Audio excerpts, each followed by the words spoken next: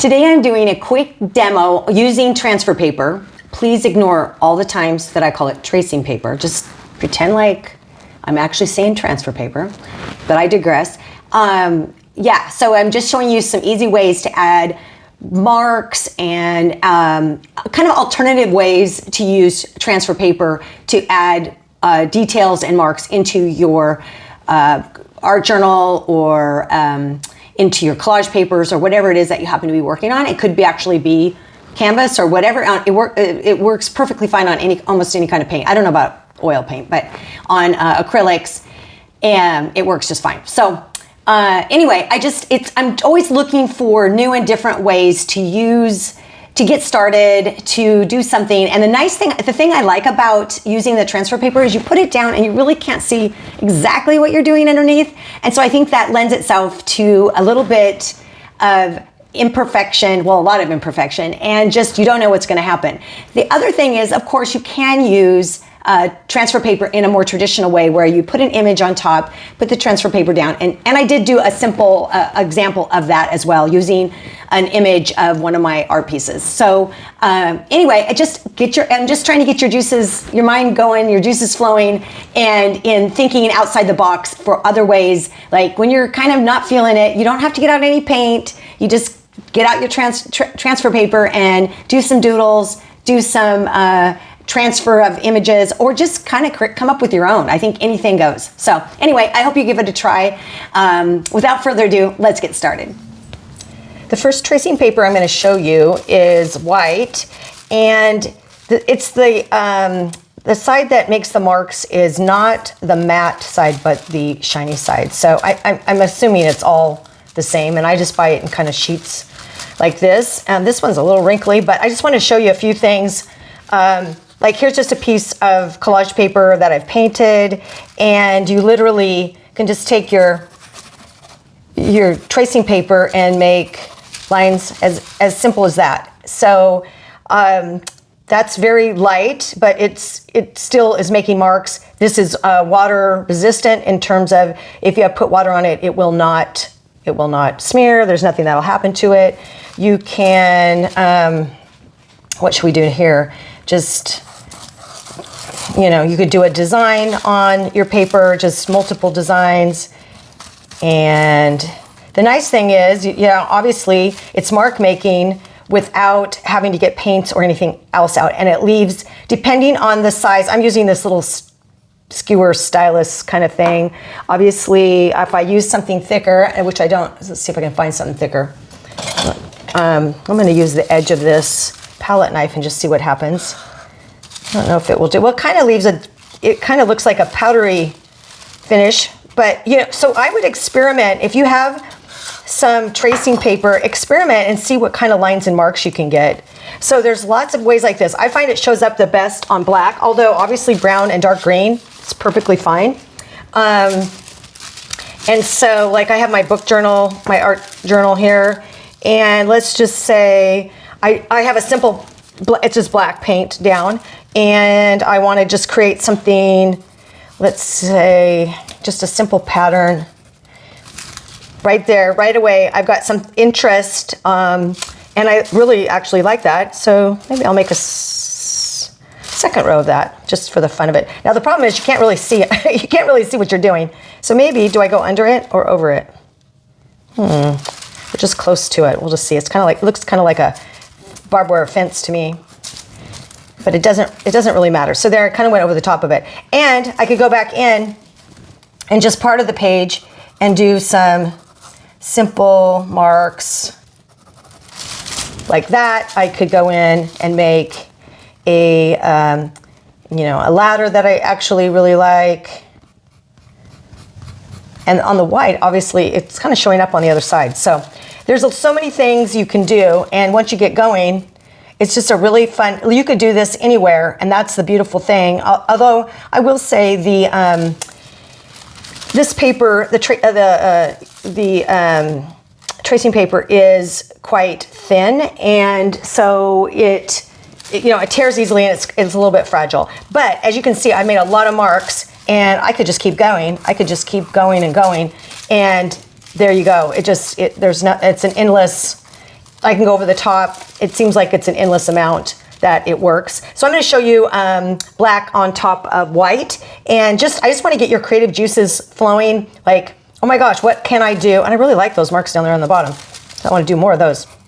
And that is something. If you like something, just keep doing it. But just to kind of get your idea, it's another way to make marks. It's another way to make art that it's your hand, you're making the marks on here. You're just using another medium. I mean, there's just so many endless ways to do it. So, okay, I'm gonna go swap this out and then come back with the black tracing paper. And I have the black transfer paper, and I'm sorry, I was calling it tracing paper before. It is transfer paper because it transfers the color onto whatever it is that you're doing. So it's not a transparent tracing paper. So again, on camera, it seems like I'm always stumbling over my words, but that's what I meant, is transfer paper. So I wanted to show you, like, here's just a piece of collage paper that I've made. I can use it again on something I've already created to make some more little marks if I want. You can see down here.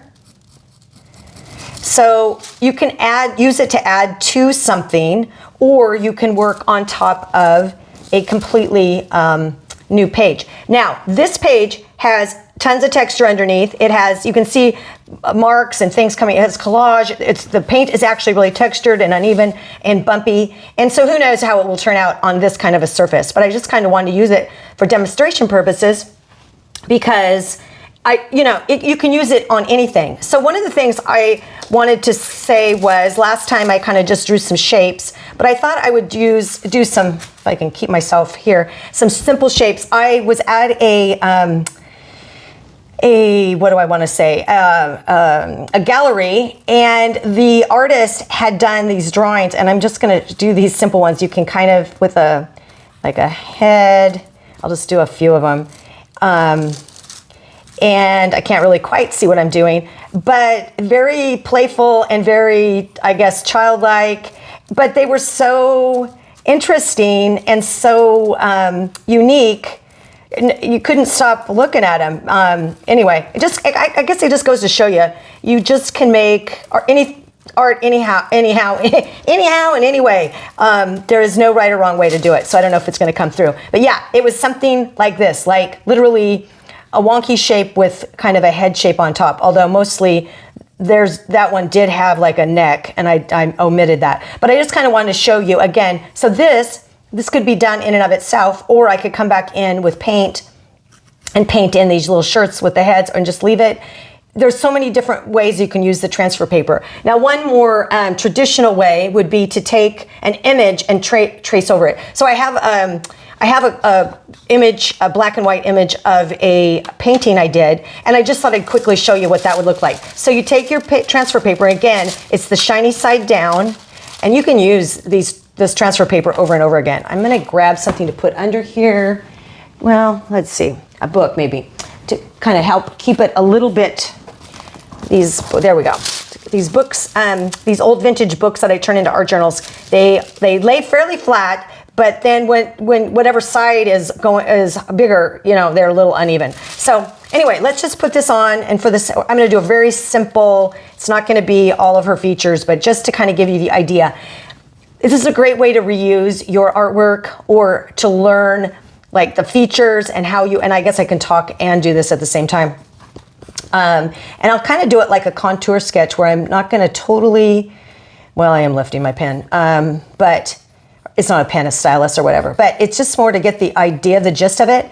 And the good thing about something like this is you already have done the work, if it's your work, and if it's not your work, then it's a great way to practice like the idea of what it should look like. You know what I mean? Like where the eyes should go, where the lips, wherever they all should go. And that doesn't just say that you can't break the rules, and certainly I hope you do, but it's a great way, and this keeps moving, of course, but it's a great way to get started. So I don't know if you can see there, but it gives me a place to start. So I could leave it here, or I could, and I'm not even sure how much you can see, or I could take like a charcoal or a Stabilo, like say this, and then I could just start going over it and using what I have here.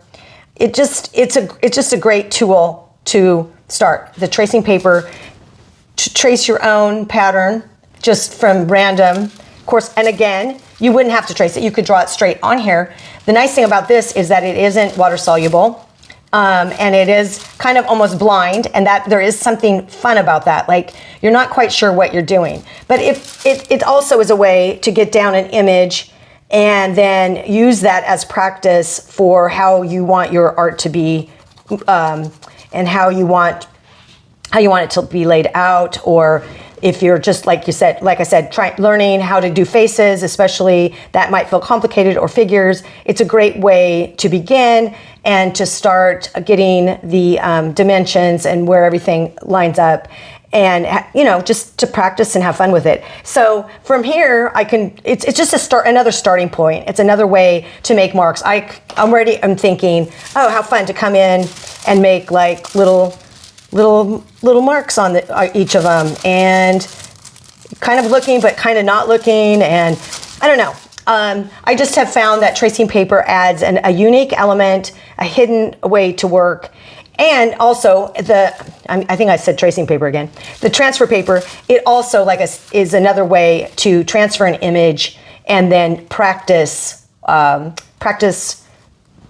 placement and practice composition and things like that, if that is something that you're interested in. So anyway, enough babbling. I would say if you have some tracing paper, definitely go get it and just have some fun with it and see what you can do. Explore. I think using random supplies is always a fun and a great technique in terms of like crossing the boundary of, oh, this is maybe an office supply, but it can actually become a art supply and help you to kind of get over like beginning. For me, it's like, oh, I'm going to just take this because I don't feel like doing anything, but I can certainly trace this. And then from here, maybe I keep going. I'll grab my, like I said, my Stabilo or something, and just keep going, and maybe grab some water and just see where it leads from there. A lot of days we don't feel like starting fresh, but we can certainly do something simple as this, and we can certainly use,